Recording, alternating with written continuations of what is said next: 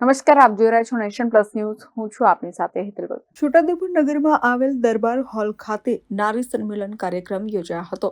તાલુકા પંચાયતના પ્રમુખ, જિલ્લા પંચાયતના કારોબારી અધ્યક્ષ સહિત મહિલાઓ ઉપસ્થિત રહ્યા હતા. ગુજરાત રાજ્ય મહિલા આયોગ ગાંધીનગર તથા જિલ્લા વહીવટીતંત્ર છોટાઉદેપુરના સંયુક્ત ઉપક્રમે છોટાઉદેપુર નગરમાં આવેલ દરબાર હોલ ખાતે નારી સંમેલન કાર્યક્રમ યોજાયો હતો. આ કાર્યક્રમના મુખ્ય મહેમાન તરીકે તાલુકા પંચાયતના પ્રમુખ કલ્પનાબેન રાઠવા, જિલ્લા પંચાયતના કારોબારી અધ્યક્ષ શર્મિલાબેન રાઠવા, પ્રદેશ મહિલા મોરચાના આમંત્રિત સભ્ય લીલાબેન રાઠવા સહિત મોટી સંખ્યામાં મહિલાઓ હાજર રહ્યા હતા. Rehan Patel, nation plus news, Chhota Udepur.